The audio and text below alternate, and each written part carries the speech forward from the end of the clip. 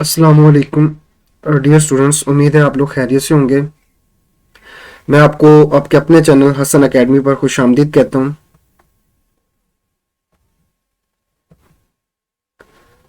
तो आज का हमारा जो टॉपिक है, हमने पढ़ना है equation of continuity. Equation of continuity की मैथमेटिकल डेरिवेशन करेंगे। और ठीक है, ये एक इम्पॉर्टेंट लॉन्ग क्वेश्चन है।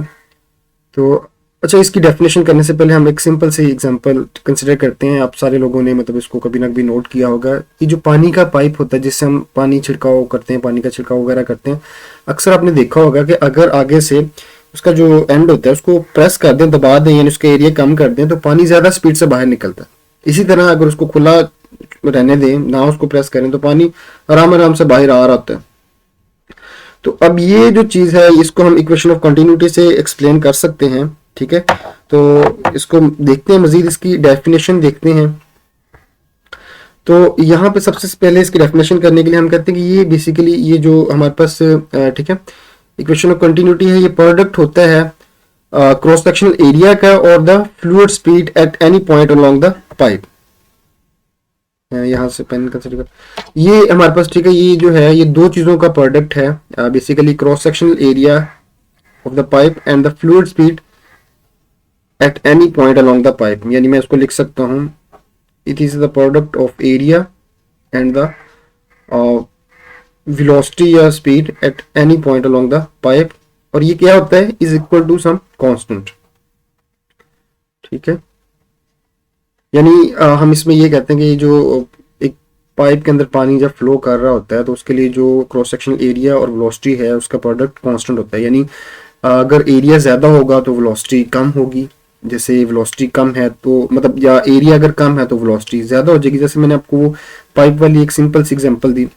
और ये फिर आगे बताया कि ये जो कांस्टेंट है, ये जो कांस्टेंट है ये इक्वल होता है वॉल्यूम, ठीक है, वॉल्यूम पर सेकंड के।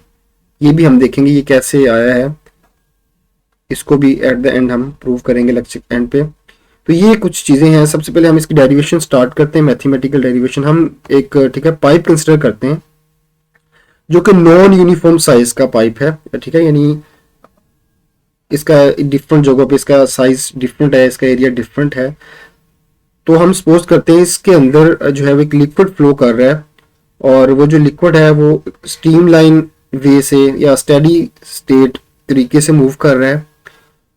और यानी सिंपली हम ये कह सकते हैं यहाँ पे ये जो फ्लूइड इसमें मूव कर रहा है, या ठीक है, तो उसको हमने एक आइडियल फ्लूइड कंसिडर किया है। ठीक है, आइडियल फ्लूइड के बारे में पीछे हम पढ़ चुके हैं, लास्ट लेक्चर में हमने पढ़ा था। आइडियल फ्लूइड के लिए तीन कंडीशन थी। एक तो वो उसके लिए कोफिशिएंट ऑफ विस्कोसिटी यानी ईटा की वैल्यू 0 होती है। और दूसरी बात ये थी कि उसके लिए जो वो इनकम्प्रेसिबल होता है, यानी कि उसकी वो डेंसिटी कांस्टेंट होती है। तीसरी कंडीशन थी कि वो लैमिनार या स्टेडी स्टेट फ्लो उसको उस पैटर्न को फॉलो करता है। तो इसकी डेरिवेशन स्टार्ट करते हैं। हम क्या करते हैं, एक हमने एक पाइप ठीक है कंसिडर कर लिया हुआ है। तो हम कहते हैं यहाँ से इस पाइप में यहाँ पे जो इसका लोअर एंड है, ठीक है, यहाँ से कुछ फ्लूइड एंटर हो रहा है, और यहाँ पे इस लोअर एंड के इस क्रॉस सेक्शन एरिया को हमने A1 कह दिया है। सपोज करते हैं हम कि डेल्टा टाइम टी के अंदर ये जो यहाँ से फ्लूइड एंटर हो रहा है वो डेल्टा टाइम टी के अंदर डेल्टा x1 डिस्टेंस कवर कर लेता है विद वेलोसिटी v1। ठीक है, तो फिर यहाँ से होता है फ्लूइड ये यहाँ पे आ जाता है। फिर हम लोअर एंड के लिए कैलकुलेशन करेंगे। अच्छा, यहाँ पे एक बात बच्चों मैंने आपको पहले भी बताई थी फर्स्ट लेक्चर में, इंट्रोडक्टरी लेक्चर में। ये जो इक्वेशन ऑफ कंटिन्यूटी है इसका बेसिक प्रिंसिपल, ठीक है, इसका जो जो बेसिक प्रिंसिपल है ये बेस करती है equation of continuity law of conservation of mass पर। ठीक है, law of conservation of mass पर।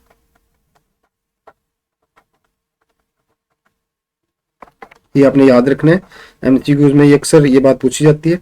अच्छा, ये law of conservation of mass पे बेस करती है, तो यही चीज मैं इसकी डेरिवेशन के लिए इसको यूज करूंगा। यानी इसका जो मास यहाँ पे एंटर हो रहा है वहां पे भी यही मतलब मास वहां से भी एग्जिट होना चाहिए। यानी हम कहते हैं कि इसका मास कंजर्व रहेगा यहाँ पे जो फ्लूइड एंटर होगा। तो यही चीज हम इसकी डेरिवेशन में यूज करेंगे, उसी से हम इसको ड्राइव करेंगे। तो बेसिकली मेरा पहला स्टेप ये होगा डेरिवेशन के अंदर कि मैं ये जो यहाँ पे ये जो मास एंटर हो रहा है वो मैंने देखना है वो किसके इक्वल होगा। ठीक है, देखते हैं कैसे हम कैलकुलेट करते हैं।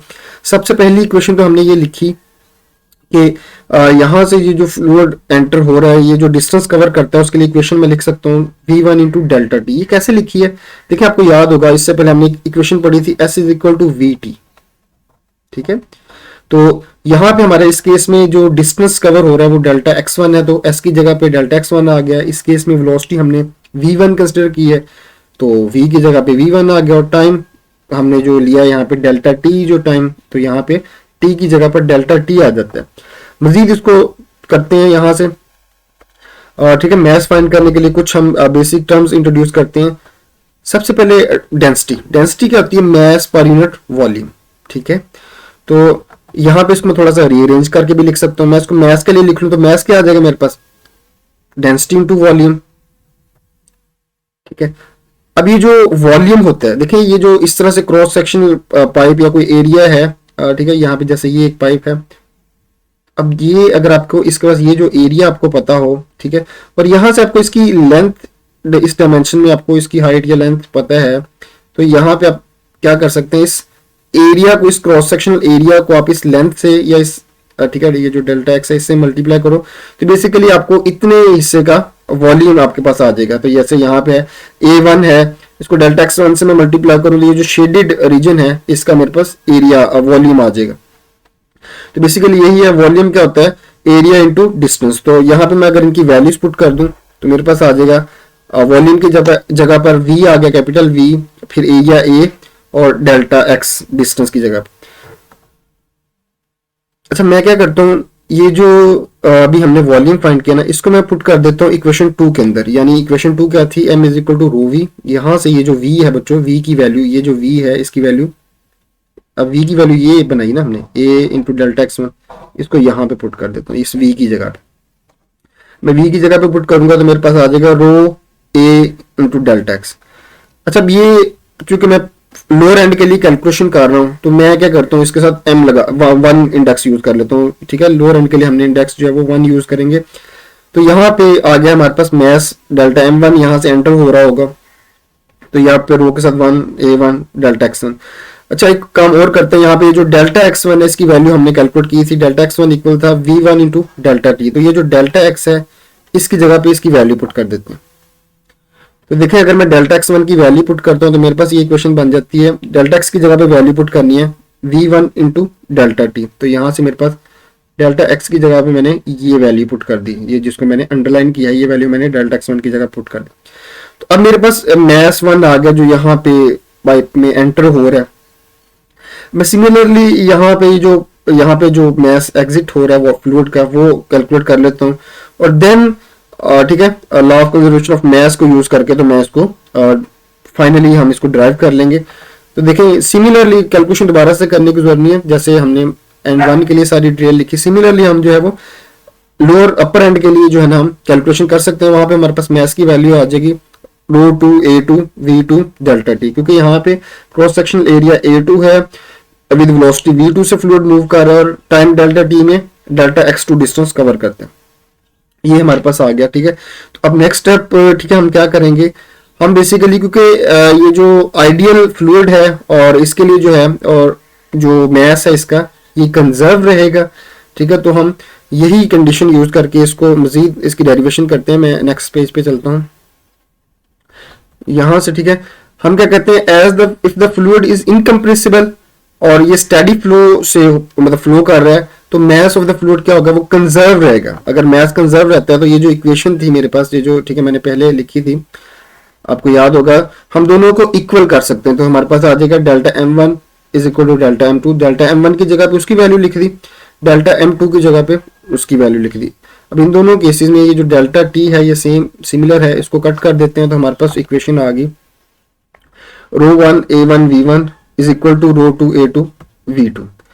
अच्छा, ये क्योंकि हमने कहा था कि एक आइडियल फ्लूइड है, और आइडियल फ्लूइड के लिए आपको पता है कि वो उसके लिए डेंसिटी की वैल्यू क्या होती है, कांस्टेंट होती है। तो यहाँ पे हम कह सकते हैं रो 1 रो 2 के इक्वल है। अगर रो 1 रो 2 के इक्वल है तो इसको हम रो कह सकते हैं।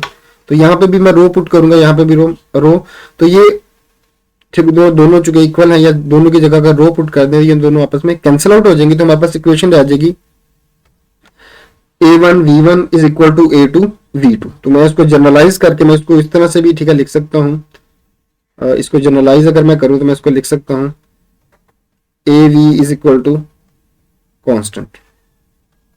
ठीक है, अच्छा ये यहां से हमने ए वी, मैंने आपको स्टार्ट में कहा था कि मैं ये फ्लो रेट को डिफाइन करेंगे, ये फ्लो रेट क्या है, तो यहां से ये आ गया a v is equal to constant. अच्छा याद करें ये जो ये ए है यहाँ पे, ये जो वी है ये क्या था, वेलोसिटी था ना, तो वेलोसिटी को मैं लिख सकता हूँ, वेलोसिटी क्या होती है जी डेल्टा एक्स बाय टी। ठीक है, डिस्टेंस डिवाइडेड बाय टाइम, ये मैंने ये वेलोसिटी की जगह पे ये चीज लिख दी। ठीक है, मैं दोबारा देख लें मैंने क्या किया, इस वेलोसिटी की जगह पे मैंने ये चीज लिख दी। तो अब ये देखिए मैंने आपको बताया था प्रीवियस स्लाइड में, ठीक है, मैंने आपको बताया था कि इस तरह से अगर एक पाइप है, उसका क्रॉस सेक्शनल एरिया ए है, यहां से आपके पास डिस्टेंस डेल्टा एक्स हो, इनको मल्टीप्लाई करें तो क्या आता है, वॉल्यूम। ठीक है, तो यहाँ पे ये देखें ए इंटू डेल्टा एक्स मल्टीप्लाई हो रहा है, तो यहां से आपके पास क्या आ जाएगा, वॉल्यूम आ जाएगा। ठीक है, और नीचे आपको क्या गिवन है, टाइम। ठीक है, तो ये देखिए आपके पास ये आ गया। ये जो चीज है, ये जो कांस्टेंट है, उसको हम फ्लो रेट कहते हैं, और ये कांस्टेंट देखिए आपके पास इक्वल आया है वॉल्यूम, ठीक है, पर यूनिट टाइम के। तो यहां से मैं इसके यूनिट भी लिख सकता हूँ, ये जो फ्लो रेट है या ये जो, ठीक है, फ्लो रेट है, इसके मैं यूनिट और डायमेंशन भी लिख सकता हूँ। इसके ऐसा यूनिट अगर मैं लिखूं तो ये देखें वॉल्यूम है, वॉल्यूम का ऐसा यूनिट मीटर क्यूब, टाइम का ऐसा यूनिट सेकंड, तो यहां से मीटर पर सेकंड। फ्लो ये ठीक है इंपॉर्टेंट एमसीक्यू है, फ्लो रेट का हमारे पास यूनिट आ गया मीटर क्यूब पर सेकंड। ठीक है, ये मैंने फ्लो रेट के लिए कैलकुलेशन की है यूनिट की। और ये जो आपके पास है, इसकी डायमेंशन भी निकाल सकते हैं। ठीक है, डायमेंशन, वॉल्यूम की डायमेंशन क्या होती है, वॉल्यूम, ठीक है, देखिए वॉल्यूम जो है वो होता है लेंथ विड्थ हाइट, तो वॉल्यूम की डायमेंशन होती है एल क्यूब, और टाइम की डायमेंशन टी। तो फ्लो रेट की डायमेंशन आपके पास आ गई एल क्यूब टी माइनस 1। ठीक है जी, ये इसकी डायमेंशन आ गई। तो ठीक है, ऑलमोस्ट डेरिवेशन हमारी कंप्लीट हो चुकी है, इक्वेशन ऑफ कंटिन्यूटी को हमने डिराइव कर लिया। अच्छा, ये सारा क्वेश्चन हमने आइडियल के लिए किया। आइडियल फ्लूइड के लिए हमारे पास ये जो फ्लो रेट है, ये कांस्टेंट है, इक्वल आता है वॉल्यूम पर यूनिट टाइम के। तो मैं आपको एक चीज और, ठीक है, बताना चाहता हूँ अपनी आपकी इन्फॉर्मेशन के लिए, या डिफरेंट, ठीक है, एंटी टेस्ट वगैरह में आपसे कहीं पे पूछा जा सकता है। अगर हम इसको यहाँ पे जो फ्लूइड फ्लो कर रहा था, अगर नॉन आइडियल कंसिडर कर लें, ठीक है, सॉरी, नॉन आइडियल अगर कंसिडर कर लें, तो उसके लिए फिर ये जो कांस्टेंट है ये किसके इक्वल आता है, ये हम देख सकते हैं। अगर हम फ्लूइड नॉन आइडियल कंसिडर करेंगे तो यहाँ पे ये जो रो की वैल्यू कैंसिल आउट होगी, तो नॉन आइडियल के लिए तो इनकम्प्रेसिबल नहीं होगा, वो डेंसिटी कांस्टेंट नहीं होगी। तो ये जो इक्वेशन है यहाँ पे हमारे पास इसी तरह से रहेगी, रो A1 V1, रो A2 रो 2 A2 V2। अब चूंकि ये कैंसिल आउट नहीं हो रहा, तो इसको मैं जनरलाइज करके इसको लिख सकता हूँ rho AV is equal to constant. ठीक है, तो यहां से मैं कांस्टेंट कैलकुलेट कर सकता हूं। ठीक है, ये मेरे पास आ जाएगा कांस्टेंट। अगेन उसी तरीके से इसको मैं अगर कैलकुलेट करूं यहाँ पे, ठीक है, वही वेलोसिटी की वैल्यू पुट कर दें, तो वेलोसिटी की आप वैल्यू पुट करेंगे तो ये आपके पास आ जाएगा रो ए, ये वी की जगह पे वेलोसिटी की वैल्यू यानी कि डेल्टा एक्स बाय टी, जैसे पहले पुट की थी हमने। ठीक है, तो यहाँ पे ए इंटू डेल्टा एक्स क्या हो जाएगा जी, ए इंटू डेल्टा एक्स, बच्चों भूल गए, ए इंटू डेल्टा एक्स, ये वॉल्यूम। ठीक है, वॉल्यूम को यहाँ पे हम कैपिटल वी से रिप्रेजेंट कर रहे हैं, तो ये आ गया रो वी बाय टी।